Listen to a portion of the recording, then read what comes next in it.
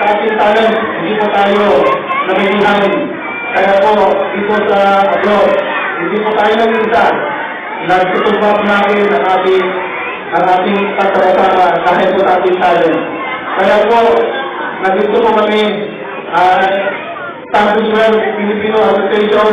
Maraming salamat po sa Filipino, Luis, yourself, at hindi na po kami. Nandito po ang ating Vice President, si Genesis Montalvo, ang kanyang may bahay, ang ating Secretary, si Glenn, at ang ating asawa, ang po, at Naibigin, Alex Roy, at saka si Don Manuel, ang ating mga sport, member ng sport committee. Kaya, Miss Filipino Association, advance, Miss Filipino America sa lahat ng mga.